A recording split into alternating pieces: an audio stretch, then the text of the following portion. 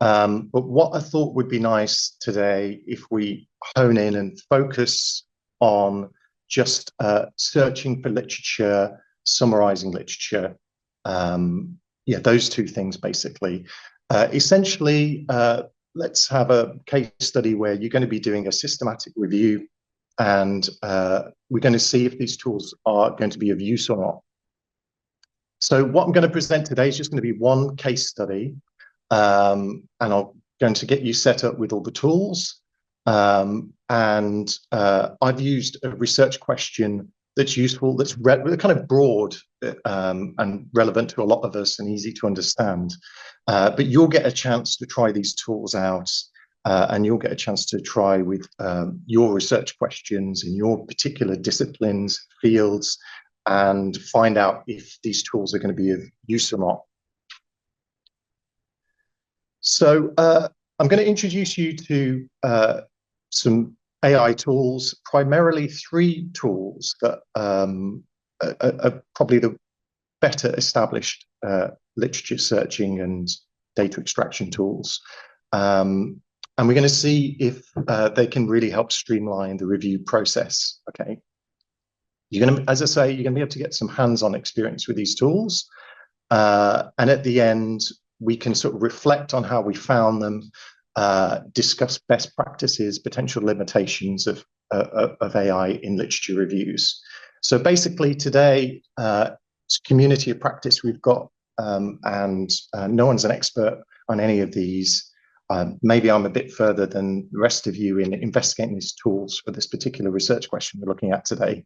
But we would essentially be really interested to hear what you think about these tools.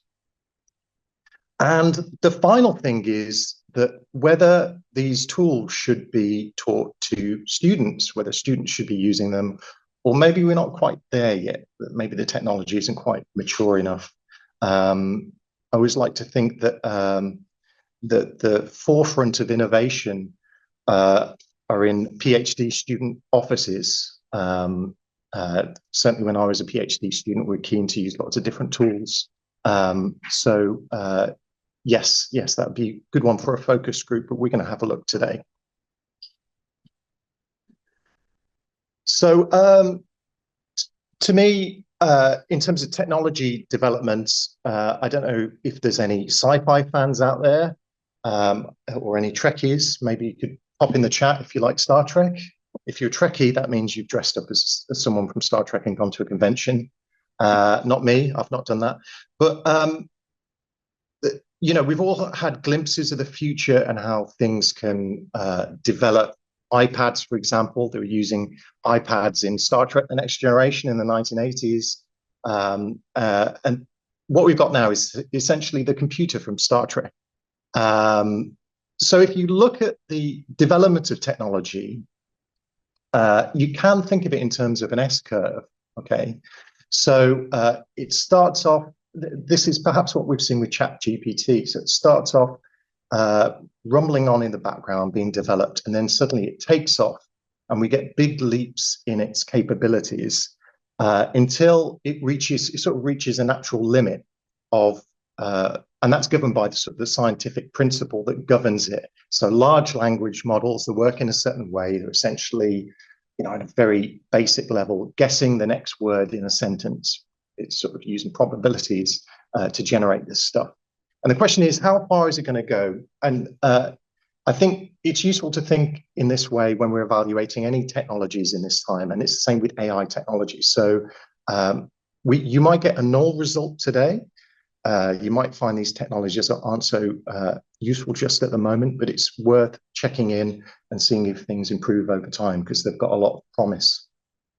But yeah, I'm just basically saying we need to temper our sort of the hype around AI, don't we? And ground it and really benchmark these tools. And that's exactly what we're doing today. So, you know, you've got this example here. First technology might be vinyl, for example, as a way to listen to music. And then we moved on to sort of magnetic tape technology, cassette tapes.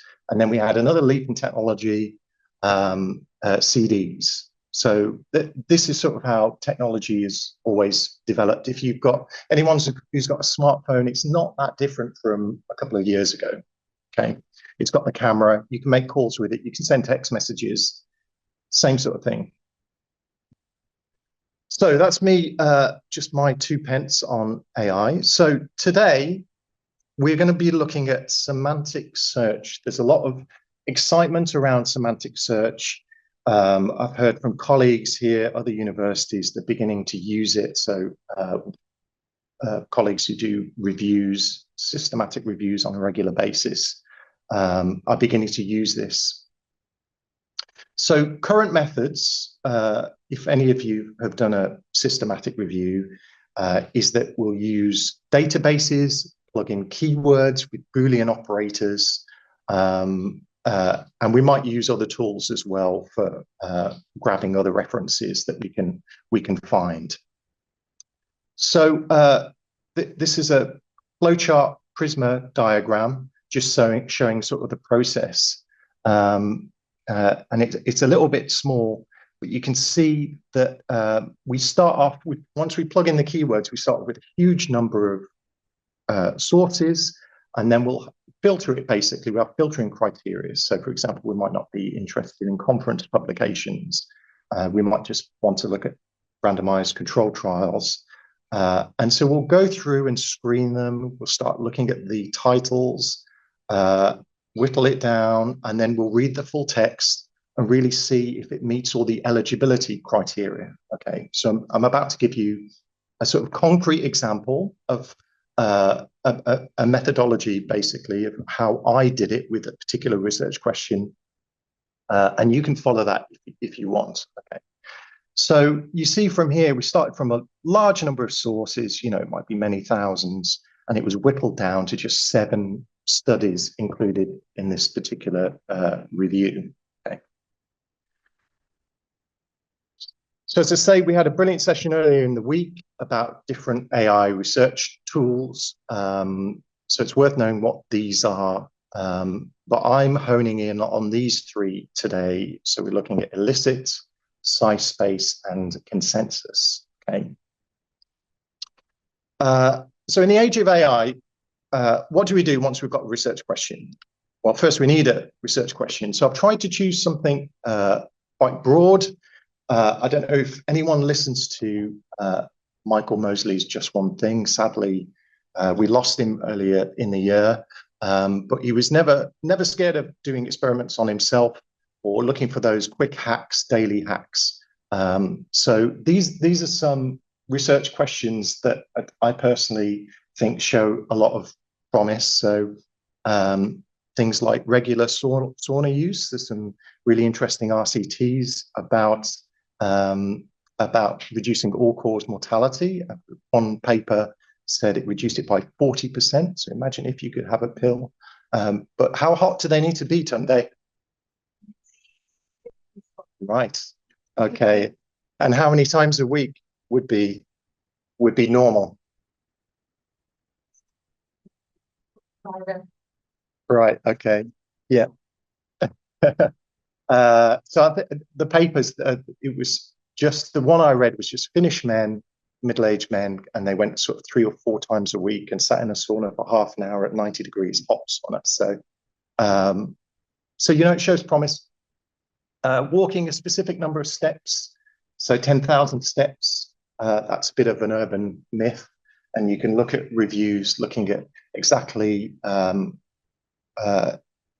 the benefit changes. It's kind of a dogleg curve, and as far as I can tell, it's sort of 8,000 steps a day. Yeah, any more than that, you do get some benefits, but it's kind of switches. Vitamin D, most people will be in the Northern Hemisphere will be vitamin D deficient. You can look, there's a lot of strong evidence about taking vitamin D improves reduce the incidence of respiratory infections. But today, we're going to be looking at something quite easy. So we're going to look at beetroot juice. So it's a question we can all understand. Does beetroot juice reduce blood pressure, basically? So me, as someone interested in my health, I might look for evidence around this. So where would most people, well, let's have a look at this first. So that's our question for today, and that's the question I'm going to plug into all these AI research tools. Okay, so blood pressure, there's some information there just to inform our reading. I'm just wondering at what point, what I intend to do today is actually take my blood pressure at the start of the session, and I have some beetroot juice here. Can you see that, Rob? Is that coming up on the camera? Is that fine? Yeah. So this session is sponsored by Beetit Juice, the healthy juice that's tasty as well. So we are going to be just for a bit of fun, really, just to see if it actually has an effect on my blood pressure today. So where would you start if you had this question? Well, let's have a look at. Let's go to Google. So Google, so we can go, does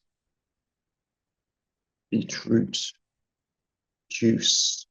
So you can see with the autofill, we're getting some suggested results. Does it lower your blood pressure? Does it lower cholesterol? Does it make your pee red? Of course, there's no evidence here. It's just someone Googling it. But this is what your average Joe or Jane would end up doing. So when we click on it, obviously we've all Googled stuff, and I've noticed that Google are now including Gemini results in their search, which I think is a bit of a game changer for the for sort of your average Joe or Jane. They're going to get these summaries. So we might do that. So someone who's looking for a bit more evidence, a tool I really like, but we're not going to be exploring it too much today, is this one, okay, Perplexity. So Perplexity, it's very useful basically to give you evidence-based answers, okay? So we can focus, put an academic focus on, and we can go to our research question here. So I thought I'd do this live, basically, so do bear with me so you can actually see how it's working live and see if we get any different answers. So I've selected academic. You can go with web, math, things like that, but I've selected academic, so it's supposed to search for published academic papers. And let's see how it does. Okay, so immediately, this looks great. We've got some sources, and it gives me an answer here. And this is where, what I'd like you to do today, if you want to, is to really dig in and critically appraise kind of what it's giving us back. So it's nicely divided into systolic blood pressure. That's a number on the top. So it's saying beetroot juice consumption has been shown to significantly lower systolic blood pressure. And it's even giving me some numbers here, 5 millimeters of mercury. And it's telling me diastolic blood pressure, the change is less. It's less statistically significant, okay? And it's referring to things like meta-analyses. They're the best sort of evidence we can get. So this all looks fairly solid so far. Not a huge number of references. That would worry me, but it has used meta-analyses, only the one meta-analysis. It's even talked about the mechanism of action. So it's to do with nitrates, dilating your vessels, essentially. And it's even given something that we can use on a practical day-to-day basis. The dosages looks like I'll be drinking 250 milliliters today, and talks about the intervention periods as well. Okay, so it's quite well informed. If a colleague was an informed colleague was telling me these things, I'd be fairly convinced. I'd be fairly convinced, basically. Okay. So that's Perplexity, always useful for a quick look at a research question. But what we're going to do today is use these 3 tools. Okay. Oh, I was going to ask a follow-up question.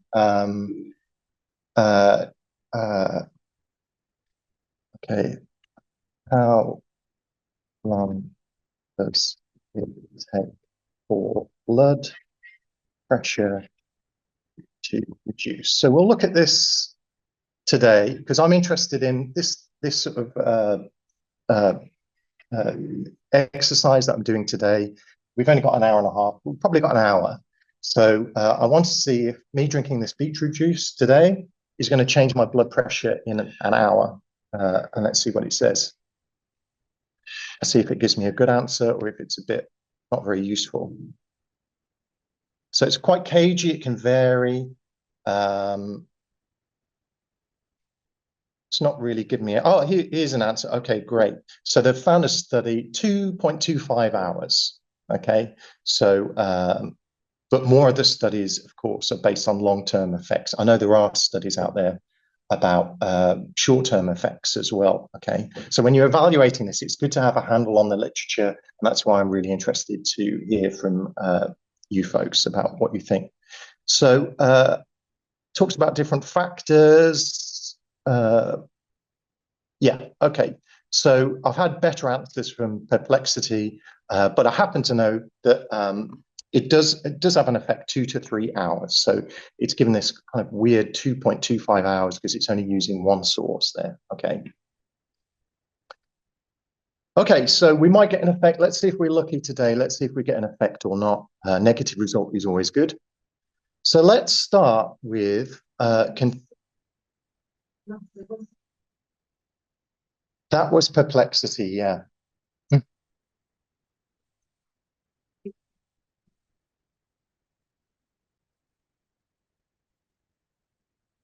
Yes, if you go up to the top, what you're looking for is academic here.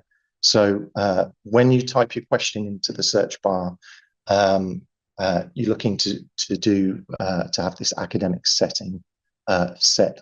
But I'm going to push on. If I could take questions during the sort of practical bit, I'll be happy to take them.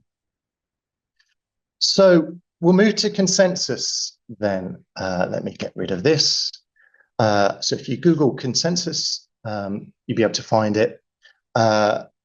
So a lot of hype around this. I got an email. I signed up with a different email address this morning. It said it can reduce the time you do reviews by 50%. It's saying that, you know, it's a lot of marketing speak basically, but for us as academics, the proof is really in the pudding. So we'll have to see how it copes with this. So there's our research question. Now, I like to click synthesize on. So what it's going to do is combine all the papers together, and Copilot as well is a bit like Copilot in Edge, in that you can interrogate it and ask questions and so on. Okay. So let's just see, just typing that question in without too much work, let's see what it gives us. Okay. Okay, so these, when you type in your research question, this is sort of what you'll get. So we've got a summary here, and it says it's taken 10 papers. Which 10 papers is the question? It's got a nice consensus meter here. So it's saying, it's interesting, out of the 8 papers it's analyzed, 50% says yes, it does have an effect. 25% says possibly, and 25% says no. So negative results. That's good. I'm seeing negative results. This is what we expect with science. Amongst individuals as well today, just because it says it reduces blood pressure doesn't mean it will work on me individually, which is quite the interesting thing when you want to see how things work on yourself. And then Copilot gives this, I think, the best sort of summary of the 3 I'm going to show you today. So it's got some nice insights here about, again, it agrees with Perplexity. That's a test today. So that's what happens when you say the P word. The bell goes. It reduces systolic blood pressure, so that agreed with Perplexity, and diastolic blood pressure. Greater effects observed, longer study durations, higher doses of beetroot juice. It's using systematic reviews and meta-analysis. This is quite clever. It's it's divided into short-term and long-term effects. So that's interesting. 1 week studies, 60 days. We're getting a really nice mix here. It's looking at the explanation from the mechanism in terms of nitrates. Nitrates sort of expand your blood vessels, so it's no surprise really why it reduces blood pressure. Talks about variability in response. And it talks about, a lot of papers do compare beetroot juice with other sources of nitrates like breads and things like that. And it gives me a nice conclusion. Okay. Up to you how much you're going to believe these 10 papers. It takes the top 10 papers that it's found. And here are the papers. So what I'm interested in today are randomized controlled trials. And it's really nice, clean sort of layout. We've got the title here, a bit of a summary, 1-sentence summary. And it gives me these stamps here about whether it considers it to be a rigorous journal, whether you agree or not, I don't know. Highly cited, that's pretty clear from the number of citations. And you can basically click on this and it gives you a nice summary, okay? So we get our abstract here, gives us the abstract, which is good for a quick look, and it gives a nice takeaway there. So that's quite useful. And you can also generate a snapshot here. Some features are premium, but basically it does some data extraction there. So these results as well, we can filter by when they're published, whether they're open access. You can also filter by RCTs, which is what we'll do today. So let's just look at RCTs here. And if we apply that, it'll filter it and give us a summary of those papers.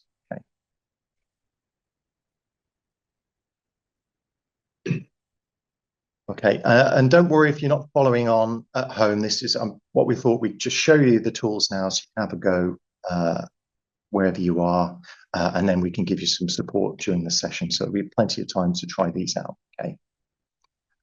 Okay, so it's given me, let's see how many papers, 10 papers, okay? Whether these are the 10 most relevant papers, I don't know. And gives you some follow-on questions as well, okay? So that's consensus, okay? Then we've got elicits, okay?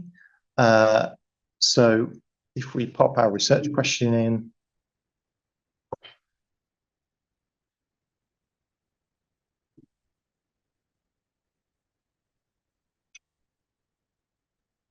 give it a second, so you're seeing in real time. So elicit just gives a summary of the top 4 papers. And again, if we have a look in, we won't do the evaluation just yet, but yeah, we'll save that to the end. So it has got sources in, it's talking about how it lowers blood pressure. All looks good as a first look. Like a lot of AI, if you just have a cursory glance at it, it's all very impressive. But yeah, obviously we're going to see today, once we drill down, whether it's going to really be of use or not. What's kind of exciting about elicit is it generates data extraction tables, okay? So we've got the most relevant papers according to what it thinks, and we can apply filters here. Today, again, I'm interested in RCTs, so we can apply that filter here. Let's do that. Okay, so we've got the paper, we've got the abstract summary, but if we go along to the right here, let's just make this bigger. Let's see, we can add columns, that's it, on the right. So it's not actually generated any more columns, but I'd be interested in, say, the methodology and the main findings. Because it's a paid service, there's only a certain number of columns that you can have. So let's click on methodology. Let's click on main findings, because I want to know what the study was about. And so it's saying I've reached my limit there. So this study here Let's see, we've got a sample size of 35 patients. It's an RTT, and it tells me how they measured the blood pressure. So blood pressure measurements are notoriously bad as a one-off. So they often do 24-hour blood pressure measurements. This one here, it's telling me about the doses. So that's half a litre. I've got a litre of beetroot juice here. Let's see how I get on today. And it gives me the main findings. So here it's not really, it's telling me there's just a reduction. It's not giving me any numbers. Here it's giving me actual numbers. So you can see this is exceedingly promising. Save you a lot of time compared to reading full text papers. You can extract it. But again, the question with AI is we need to benchmark it. Do you believe it? I think it's fixed the hallucination problem, but yeah, it would take some evaluation. So that's illicit. Okay. You can click on the papers once again. You can get a sort of idea of what's in the paper. I think it's a summary of the paper rather than the abstract. So it does tend to kind of extract slightly random parts of the paper. Okay. But I did find it useful while I was looking at this. So we go back to a notebook. You can get PDF and you can get the DOI as well. Okay, see the citations, and there's plenty of filters as well. You can filter by date as well if you want. There we go. And you can click if it's got a PDF as well. Okay, so that's illicit. Then we've got size space. Again, a lot of hype around these, but let's see what it gives us. So here it's giving us a summary of the top 5 papers. So it's looking at, again, at effects of blood pressure, mechanisms of action. And once again, it's very similar to illicit. We've got all the data extraction here. You can review for yourselves whether the papers are similar or not. And I'll share my results at the end. So I've already been through this exercise. It's just generating the methods at the moment and the results. So they're kind of the top ones I'd be interested in. Okay. So they're the 3 we're going to get started with. Now, you've got 2 options today. You can just have a noodle around with it. It is a Friday morning after all. So if you just want to see how they work, and see basically what kind of roughly what results they give you, that's fine. Alternatively, you can choose to basically follow the method that I did here, which was to find a paper on a good review. Basically, I found a review published in 2024 by Ron Roos. And essentially what I did from that review was get the final papers. It was 11 papers eventually that was found. So the thing about systematic review, it's humans plugging keywords into a database, going through all the filtering processes with great care and attention. There's cross-checking, and they arrived at these final 11 papers that went into the review. We're saying those final 11 RCTs are good evidence, and they're the ones that are going to go into the review. And my question was, how far along the process can these tools get? Okay, so it might be that maybe it's just good for literature searching. Can it do the data extraction? So in that review paper, it's got data extraction papers of each of those 11 producing results, something like this. So that's something else you could do. You could choose a paper and extract data from it and see if it comes up with a similar sort of results. So if you wanted to be a bit more methodical with it, find a systematic review and those papers that it's found and let's see how it performs today. Okay. So what I thought I'd do is let you get on with it. I'm going to be quiet for a while I measure my blood pressure, and then I'll start drinking the beetroot juice, sponsored by Beat It today. Are we allowed to do that, Rob? We're allowed to. Oh, right. Okay. Questions as well. Yes, absolutely. Absolutely. Yes. If you don't mind repeating the questions so they're here at home. Yes, absolutely. The first one is the idea, when you undertake would you use all of them or is one of them enough? That's a great question. So if you're doing it traditionally. Can you repeat the question, please? Because we can't quite hear the muffled of the voice in the room. Oh, yes, I'll be happy to. Yeah.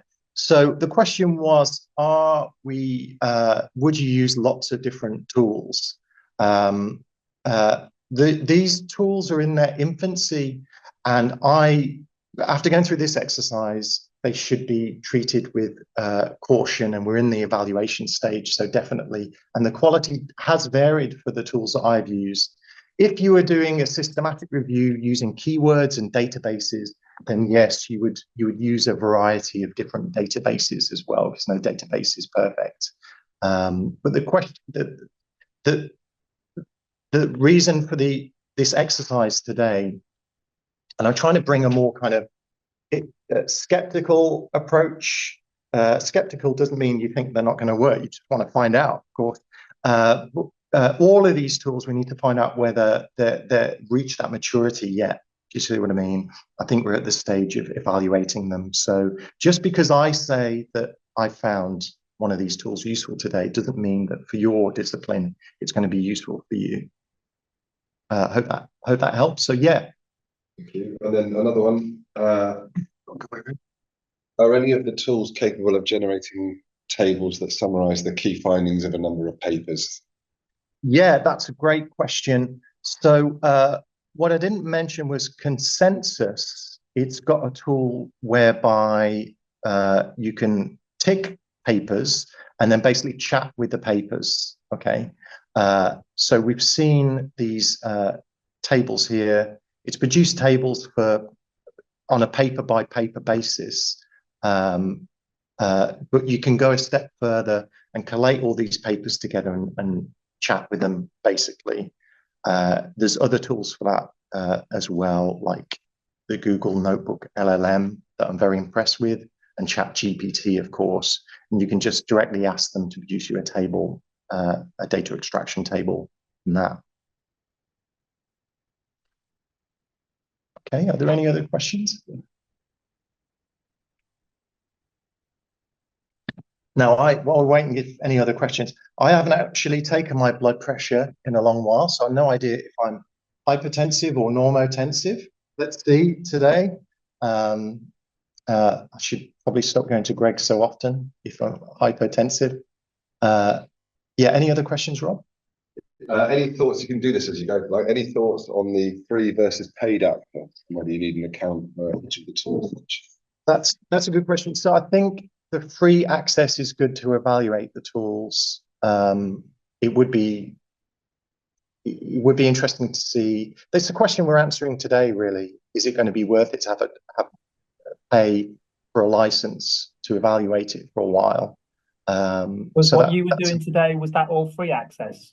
Yes, it was. Yeah, that's right. Thanks for the question. Yeah, so it was all free access, and that does vary. Sometimes it gives you premium access for a certain number of tries. So it has been mixed. So consensus, I got everything, but then it limited me after a certain number of questions. But Elicit, it puts the paywall up front. So for example, on Elicit that I'm on now, it's only a number of columns that it's giving me, a certain number of columns. But I think there's enough here if you've signed up for them the first time, there's enough here to allow you to evaluate it.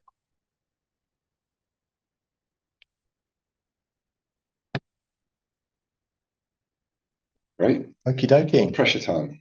Blood pressure time. Okay, so you don't need to witness this at all. You crack on with the tools. We've got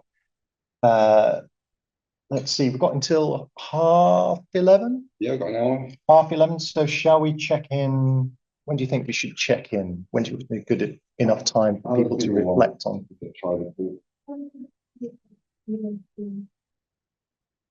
I wouldn't mind just, yeah. Yeah, let's see how people go on it. It is quite time consuming to do a really thorough evaluation.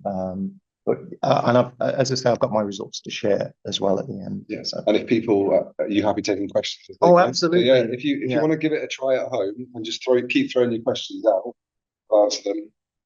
The blood pressure is currently being monitored. Yes. So, does anyone have any experience? So Vic asked, which of the tools perform best to find the latest papers in a research topic? Vic, what discipline are you in? Pop it in the chat if you want, Vic, and if you want to fire that. I'm not allowed to speak while I have my entrepreneurship. Entrepreneurship. I have no idea. So what we're doing today is, this is a question we've got to answer, and I suspect this much I can tell you that my field. I chose this topic. I thought it would be a good one for this session because we can all understand this intervention. We kind of know about RCTs. I'm going to drink some beetroot juice today, and let's see if it lowers my blood pressure. For other disciplines, I have no idea. But what I think, Rob, that these tools, they just have so much promise with them that it's going to be useful to investigate them and see how far they go today. So, yeah. Vic, please tell me what you think about the tools. Yeah.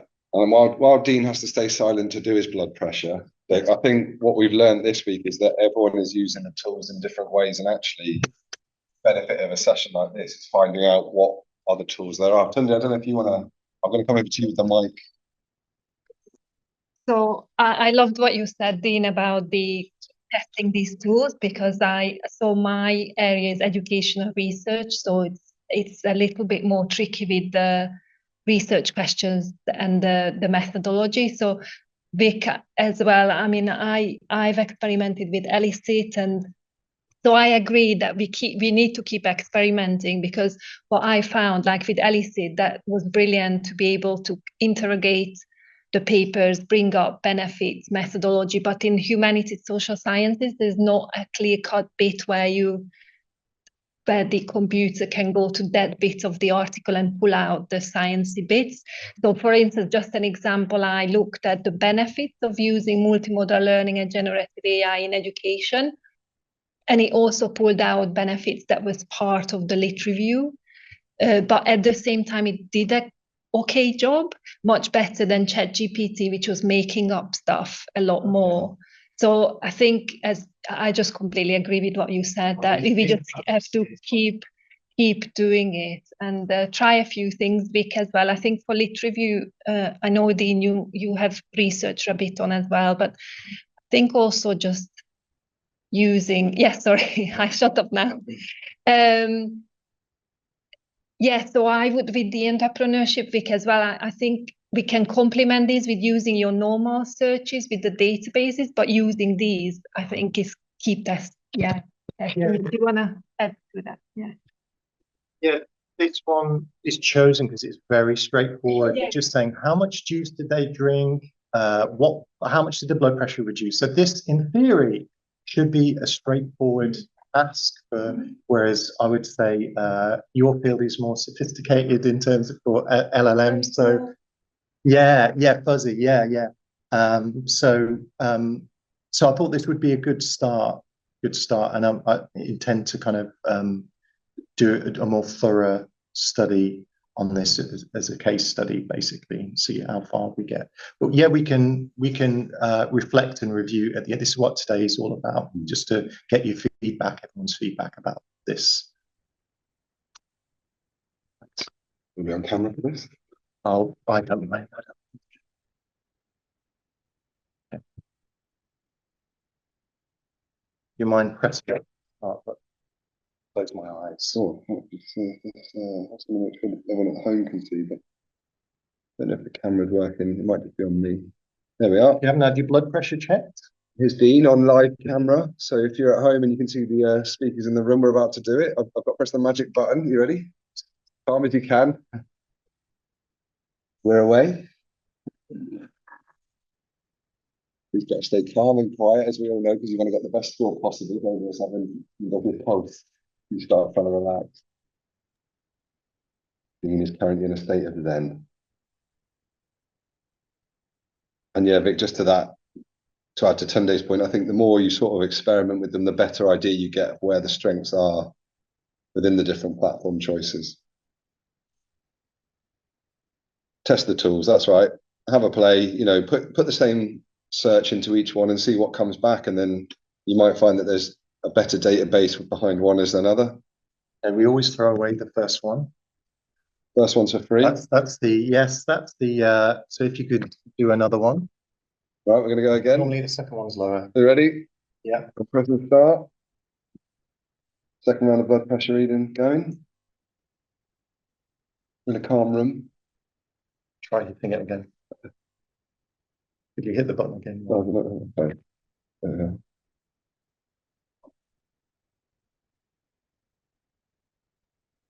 That sound at home is the blood pressure machine working.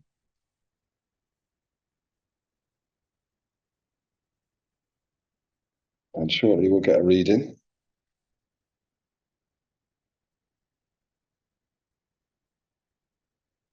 How's everyone getting on with the tools at home? Do you want to pop in the chat which one you're trying? Natalie, I know you were using, was it Perplexity and not managing to get a reference directly? I did have a try with that prompt, and it gave me the sources, but not a reference within. Yeah, I had that same, and then I asked it in consensus the same question, and it said we don't know enough information about that, so it didn't give me an answer, which is actually quite good rather than just spouting rubbish. Yeah, better than line. Right, we've got a reading. Right. Dean, I don't know if you can see the camera at home, but we're. Oh yes, let's look at the reading. We're going to write the reading. We're going to share it. So the reading there is 146/91. Is that right? Have you heard of the white coat effect, Rob? No. This is when a doctor takes your blood pressure, and it's always higher because they're a clever doctor, and your blood pressure is elevated because in a clinic. Oh yeah. So I think we're experiencing the white shirt effect here from yourself. I'm wearing a white shirt. 146/91. Going on at home. So yeah, I'll just read it out. 146/91. Thank you for the drum roll, Alan. And we're going to start drinking the beetroot juice. I've not actually drunk beetroot juice before. So have you tried it? Anyone tried it? I've tried it. Yeah. Earthy quality to it? Yeah, no, I'm not a fan of it. I mean, I don't really know it that well. Has some apple juice in it. Have you tried it, Tunde? Okay. Okay. Were there any side effects? Okay. So you should see Dean is now pouring the beetroot juice for those. How much are you drinking, Dean? I'm going to attempt to drink half a litre. Half a litre. Oh Wow. We've still got 45 minutes for anyone. I think I'm going to try and get through this. There we are. This is a good one because it's not a science experiment, and it's always good to ask students why it's not a good science experiment, but I think it's pretty obvious. There's lots of reasons, so let's try it. Okay, not my go-to beverage, but yeah,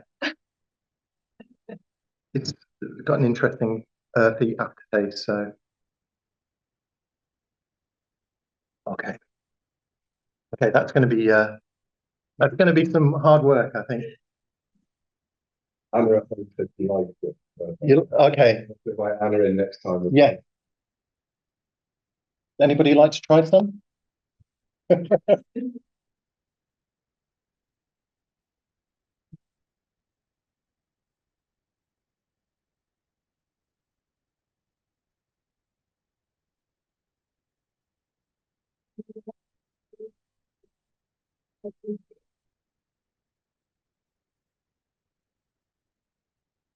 We're just going to hear from Tunde, who's used a.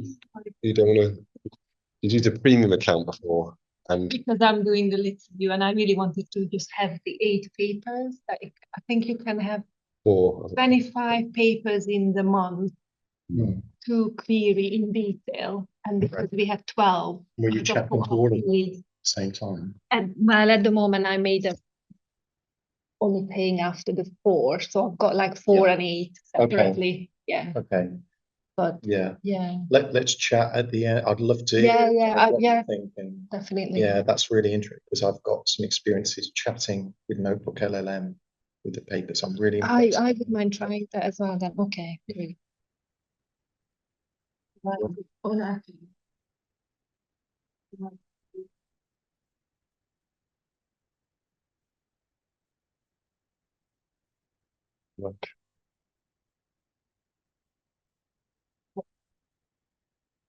So, Natalie, do you want to just talk through while Dean's trying to get through half a litre of beetroot juice, your experience of the 3 services you've just tested, if that's all right?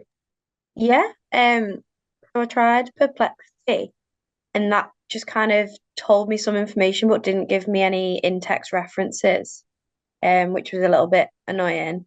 And then I asked Consensus, and it said, we don't have enough information on that. We can't give you an answer. I asked Copilot, which said there's no links in current research. And then I asked SciSpace, and it gave me quite a comprehensive answer with in-text references. So 4 very different results Wow. to the same question. Wow. And what was your question? It's the one I put up earlier. So it's just something I studied during my PhD. So it's whether a specific protein has been implicated in obesity development. And I know it has. So, yeah, interesting. Natalie, what I'll do is I'll put that through ChatGPT 4 and the latest model that's come out yesterday, and we'll just see what that looks like, and I'll paste that in the chat as well. Oh, that'd be interesting. Thank you. You haven't got like a standard market for university. Yeah. I'll get charger. Yeah, it's getting pretty low at the moment. Okay. Right.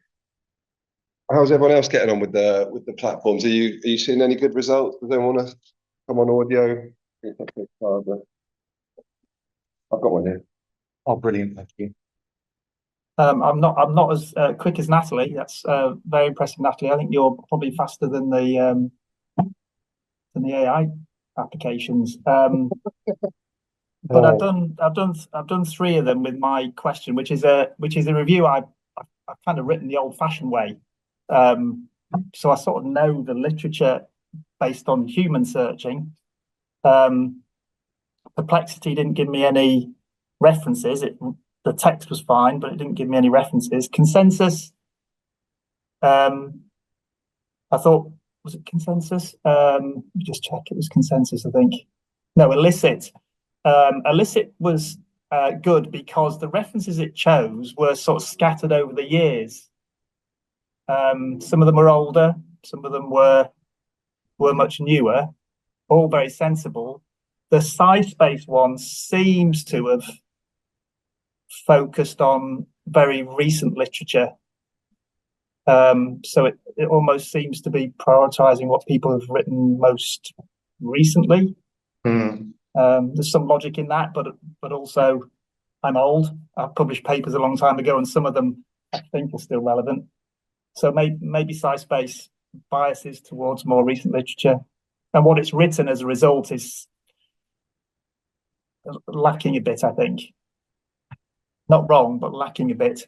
Do you think what do you think in terms of promise, in terms of the capabilities? And I'm hearing the relevancy isn't so great, but yeah. No, both are great. I think that it's just you would think if you read the SciSpace one that people have only been researching this for a year. And my area of research is not massive, so there's only probably 3 or 4 papers published a year. So to focus on the ones in the last year or 2, I think are slightly biased. I don't know whether you can set it up to say it says answers from the top 5 papers. Perhaps you can, perhaps somewhere in the logic it's not the top 5 papers, it's the 5 most recent papers it's finding. Strange. Yeah, the summaries, it's just using that handful of papers. Of course, if you gave any of us, just a subset of papers, we're going to get kind of a distorted view. So that's interesting. I wonder how powerful those summaries would be with 100 papers, Yeah, in my area, they'd be fine because 100 papers would get you back through 20 years of literature. Right, okay. But if you were just doing SARS coronavirus 2 and you just had the last 100 papers, you get a very you get a different view of the answer to your question. Yeah. And could it go a step further? These systematic reviews, obviously, you've got human beings critically analyzing the papers, and could AI ever get to that stage and actually start rejecting some of these papers that it's found and said, actually, that's not a very good RCT? So yeah, these are sort of the questions to me as well.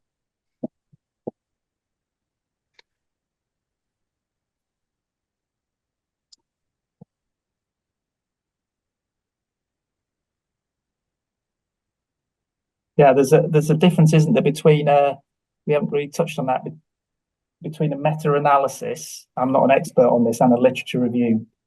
So with a meta-analysis, obviously, you typically have these inclusion-exclusion criteria, which become there's probably colleagues on the call with a lot more experience, but you often have very explicit inclusion criteria. Like, I'll only include it has to be an RCT, it has to have more than 100 people, there has to be evidence of blinding, it has to have ethics, whatever it happens to be.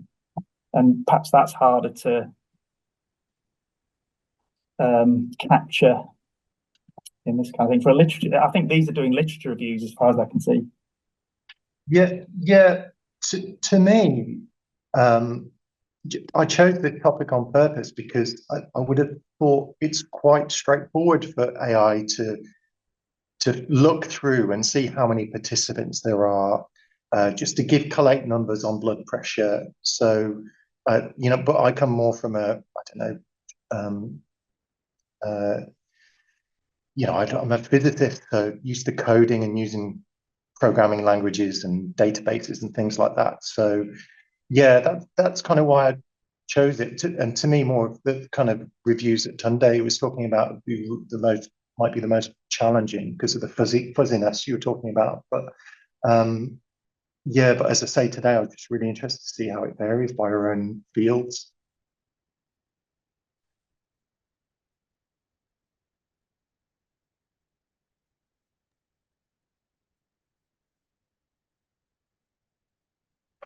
Dean, I don't want to monopolize, but will you talk about students and undergraduate students? And so my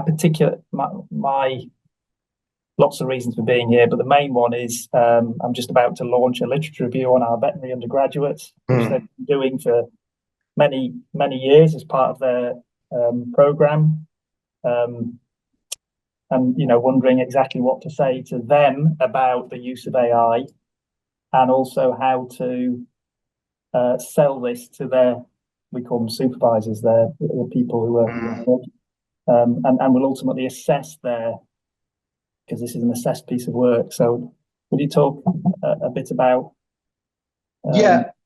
absolutely. We can collate our results at the end, and I can give my personal view, but I think it will vary by discipline, really. But what I will say is that I encourage everybody to do pilot studies like this. I'm supervising a master's student at the moment, and I've introduced the student to these tools, and she's using it, but not for the primary sort of literature review. She's using the old school databases and things like that, and using this as kind of to look for more literature,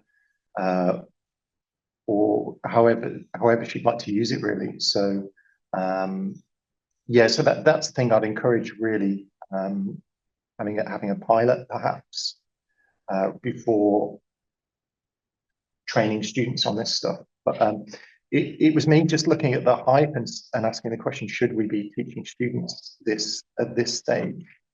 How mature is it? And they will play with it, but how useful it is, don't know. I guess I'd like to hear from you how you found some of the tools, really. So I was just talking to Tony, who's here in the room. I'm not just setting the microphone over to Tony.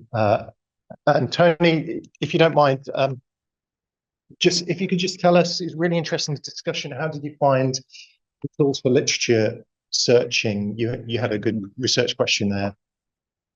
Well, for literature searching, I found that it was easy to obtain an answer for a very specific question, and the answers seem to be okay. So what you want is an answer to a specific question, that's fine. If you're working as a researcher and trying to elucidate what steps to do next and get like insights, clear insights of the most relevant, the most important, and be more comprehensive in your search, I found that the tool almost worrying.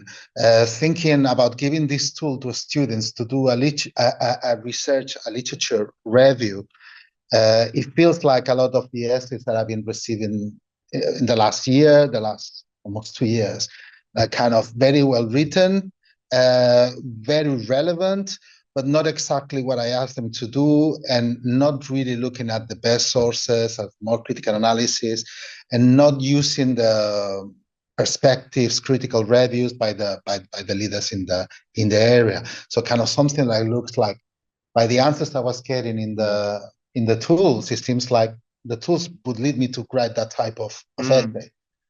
So yeah, the kind of essay, you look at it, it looks good, you say, could maybe a 2-1. Yeah, that's interesting. You kind of personifying the AI and saying, if a student gave me these results, it was lacking a little bit of relevancy. You know, you speaking as an expert in the field, you know, at least on your fingertips, you know what's relevant. So I thought that was really interesting. And, you know, it's going back to this point, as students improve, of course, but will AI plateau, like we said, that S-curve at a level? If we've got a dashed horizontal line, which is the limit of usefulness, is it going to plateau above that line or below the line? Or maybe it's just along the line, which is quite frustrating, really. Yeah, thank you, Tony. Brilliant. Anyone at home got anything online, I should say, anything to add? How did you find these tools?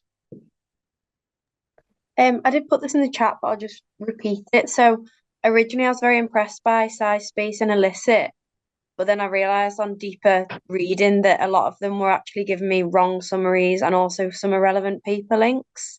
That might be a feature of it being quite a niche area of research.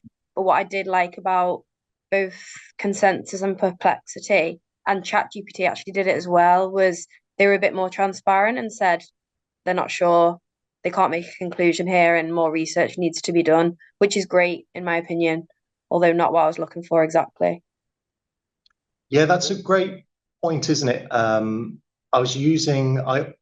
As part of this exercise, I uploaded some papers to Notebook LLM rather than ChatGPT. It's a Google tool. It's in beta at the moment. But I know tools like that and other tools. I'm sure earlier in the week there was some paper interrogation tools that were mentioned. You want it to say, oh, actually, I don't know the answer to that. It's not here. I want it to cite exactly where in the PDF it's looking,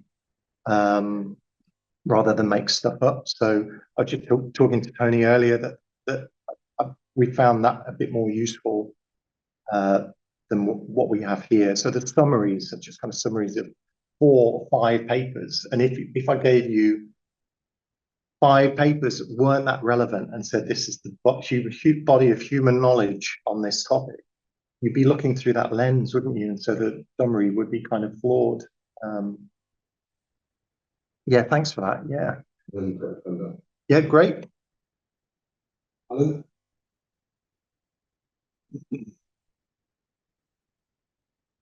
I don't think you heard Alan, if you want to go. Oh, yeah, I didn't quite hear.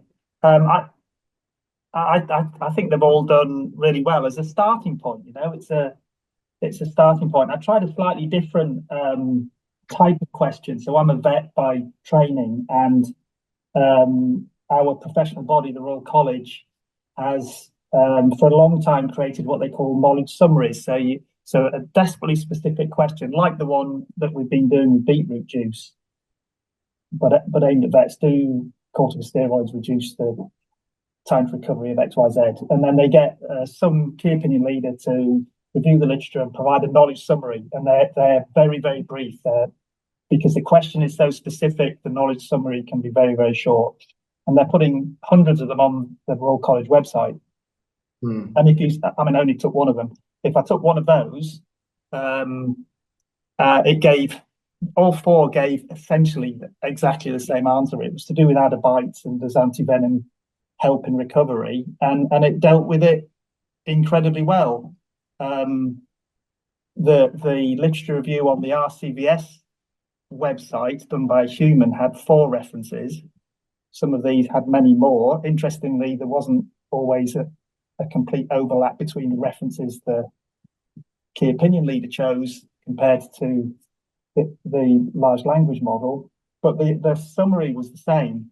And in this particular case, the key opinion leader said they might work in some cases, but the evidence is not conclusive, and that's what each of the AI tools said as well, pretty much. Yeah, probably in some cases, but not conclusive. So I thought it did really well with those very specific tasks. That's fascinating, and it's just got me onto the idea of rapid reviews that are often done. Early days of COVID, things like that. So I think clinical decision support. You've got a clinician or a vet, or I mean, probably outside of the clinical domain too. There are lots of those really specific questions. What am I supposed to do in this situation? What's the evidence? I could imagine. Well, one, it'd be a really fun research paper to pick 50 of these key opinion leader summaries and put all of those exact questions through these and see what the concordance is between them. And if it's as high as I think it probably will be, then maybe that's a really good use for them. That sounds very promising. That's great. And as I say, it's worth reviewing. If the question today didn't work for you, then it's worth continuing to review this, because we are on that steep path of the technology improvement curve. But the question is where it's going to plateau. So that's really encouraging to hear. That's the case. I'm just going to share what I found. Basically, I'll be writing up this doing a bit more of a thorough job with the research on this, but writing this up. But just going back to the beetroot study, that study, after all the filtering and the 2 researchers read the full text papers and things like that, came up with 11 RCTs basically, and they're all just listed here. And what I did was a very rough and ready look through consensus illicit and SciSpace to see if it actually found those relevant papers. And as you can see here, consensus did the best. It found 3 papers that went into the systematic review and the eventual meta-analysis. So it did an okay job. Remember, this is after all the filtering. Human beings, experienced researchers have read the full text papers. So at the moment, obviously, they're going to be better than outperform the AI. So this is a really tough test, in my opinion, really tough test to get to the end. The other thing that I did was look at all the papers that they rejected. Okay, so could these tools go just a step back from those 11 papers and just review the titles and abstracts? Okay, so in the actual review, it was 135 papers that were reviewed.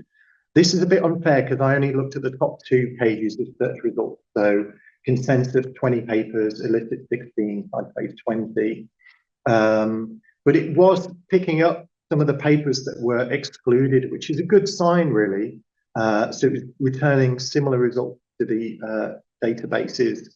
But as I say, it's not a very fair comparison, because really I should ask consensus to give me at least 135 results and we can compare. But that would be part of the just follow-on work, evaluated bit of research that I'll be doing with this. Dean, sorry, I Yeah. apologise if everyone else has got it, but can you just explain that consensus column again? What's the 3, 7 and 20 mean? I apologise if Yeah, certainly. No, it's fine. So consensus found 3 out of the 11 RCTs that were used in the systematic review. So these were the 11 RCTs that the researchers thought were high enough quality to be included in the final review. So only 3 out of 11. Doing a review, as part of that process, the reviewers got many thousands of papers and went through, but at the key stage, the title and abstract, they excluded 135 papers. And any good systematic review, you can go onto the website and it will give you a list of the papers they rejected. So although they rejected, I thought they're still relevant, and consensus of these excluded papers as part of that flow diagram process found just 7 papers, but I only asked it, that was only out of 20 results, basically. So it's a bit of an unfair comparison, but this is just to say it was picking up some of the excluded papers as well.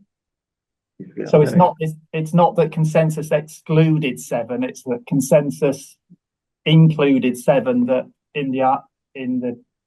when the human did it, they decided it wasn't good enough. Yeah, that's a much better summary than the way I put it. That's beautifully put. Yeah, exactly. And just I'll crack on because we're running out of time now. And then the summaries were okay, but as I've already said, a bit biased because they're just through the lens of a small subset of papers. I think it would be better if we had hundreds of papers and it was summarizing those. The best summary came from Copilot, I think, because it gave it a sort of structured summary that made sense to me. And another thing you can do if you've got a good review, any good systematic review will have a table of, in this review I'm talking about, the 11 papers, a data extraction paper table with all the participants, the main findings, yada, yada, yada, so all the rest. And what I was doing was looking at how well these tools can extract data. So consensus I found was quite limited. I picked this paper looking at blood pressure in Tanzanian adults. So it's kind of limited. It's giving me the sample size, the duration, not a lot of information there. Site space was slightly better. I won't bother navigating to the web page, but it was slightly better. So this is something it's worth taking a look at.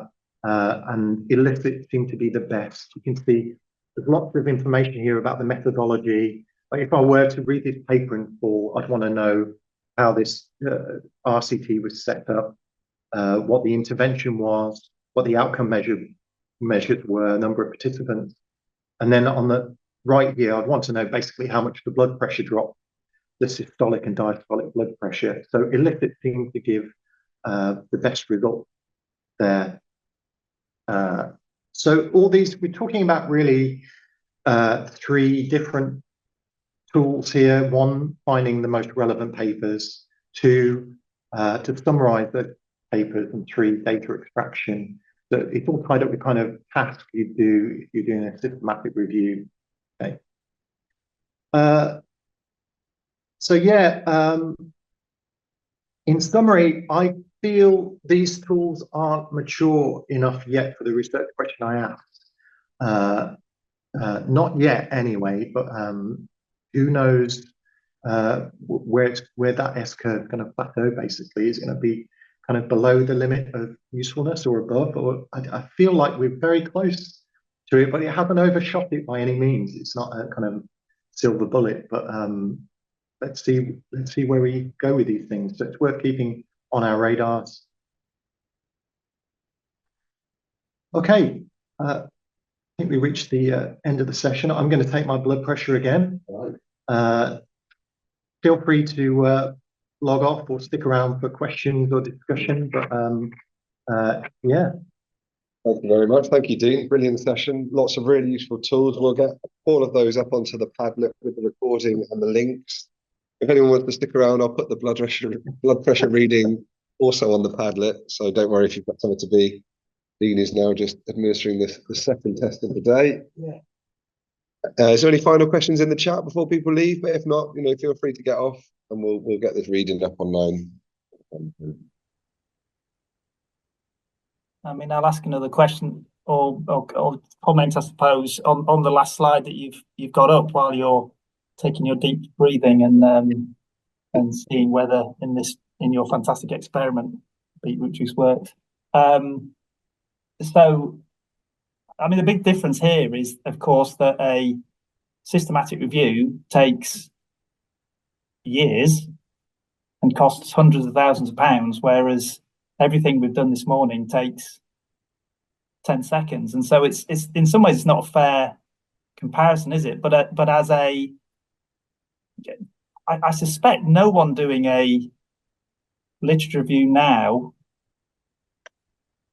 should avoid these as a starting point. Or do you think somehow if someone was doing a systematic review now, do you think they should not use these because it might somehow bias their... I know professional researchers who do systematic reviews on a regular basis, and the beginning, you normally got two colleagues, so the beginning to have one colleague do it the traditional way and the other colleague use these tools as the benchmark, and you're not going to lose anything. I think databases are still the gold standard. I think they should still continue to be a gold standard, well established. Cochrane reviews are fantastic, but if you just, there's no harm in getting extra sources as long as you still go through the filtering process. So the summary I would throw away for these tools anyway, but certainly just finding sources and extracting data. If you're checking your work and you're filtering them, I think that they could be really good. It's just we were talking about relevancy, and it's really interesting what you said, that they did a great job, and other folks have said they're not that relevant. But there's still sources at the end of the day, aren't they? So, but the basic answer is yes. I think we should be. We can't ignore them now. We can't ignore them. I mean, for our undergraduates, where they, we literally give our vet students probably something like 15 hours of curriculum time to write a literature review. I wouldn't say this to them, but we're recording this. Well, it doesn't matter. I probably would. They'd almost be nuts not to try to start by saying, well, let's just chuck it at one of these and get started. It's not. They're not doing a systematic review. They're doing a literature review. It's different. I think. This is really exciting to me because this is the question I wanted to raise amongst my peers, amongst colleagues, to see if in your field how useful you think this is, and whether it's worth teaching students, introducing students to these tools at this stage. And I don't think we really know the answer yet, but to use the veterinary example, our clients are turning up having done this and said, you said my dog's got this, I've just done an illicit database and it said you should use this. And I think what we have to do is teach them how to respond to that. And the only way to do that is not to give them a slide in a lecture that says just tell them to go away or tell them they're not accurate, but it's to get them to play with them and use them and understand that for themselves. So I think my colleagues who supervise our students are going to get very upset with me, but I want to make the students start with this. The issue of assessment's really tough. So I would have thought that if a student started with this, we're almost giving them, let's say it's marked at 100%, no one ever gets 100%, but they're almost getting 30% for doing nothing. So I sort of sense somehow we should be altering the rubrics to say use one of these to start, but our rubric now expects more from you in the time that you've been given. You've still only got 15 hours, but you should be able to get to a better place. So that's where I am in my That's an excellent point. Yeah, absolutely. Because the reason I wanted to run this session, and Rob kindly invited me in, was because it is so common. Maybe it's the most common type of assessment across the university, the classic third-year dissertation. So, like with a lot of AI, this has potential to really change how students carry out that assessment, basically. I think the third year research project I'm a little bit less concerned about. The introduction of a research paper is essentially a literature review, isn't it? So they could do that bit, but then they've got to do their experiments, they've got to write their results up, and that's a different skill. They've got to discuss their results in the context. That's a different skill. But a straightforward literature review, which is what we get our second year students to do. Yeah, I see Brian is online. Brian, he teaches our vet students about how to write up their results, their research projects. So we're going to have to sprinkle some of this into that, I think. Yeah, thanks very much. Anyway, I'm sorry I've monopolised, but it's really interesting.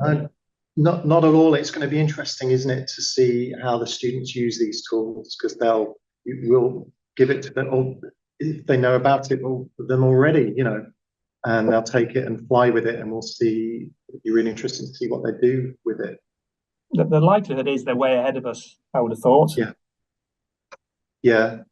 The real innovation is in the PhD students who are working late into the night and using these tools to save themselves time. So if I were going to do a focus groups, I'd say PhD students are probably using these a lot, and they'll have some interesting opinions on their usefulness. They would have figured out how to make them useful, what's useful and what isn't. Sorry, say that last bit again. I didn't quite hear. Oh, they would have figured out. They're very good at figuring out what's useful and what isn't. What to cast aside and what's going to be of use. So, So say an example, this notebook LLM that's in Google Labs. That's fantastic. I uploaded 10 papers to that. If it doesn't know the answer from those 10 PDFs, it will say it doesn't know.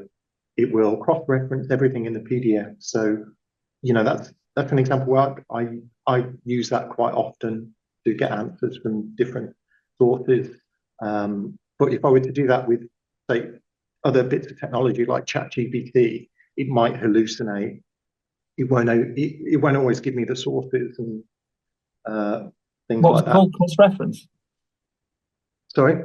What was it called? Cross-reference? Notebook LLM. It's in the chat.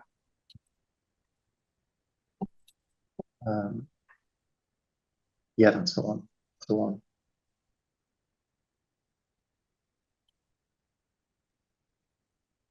Okay, fantastic. Brilliant.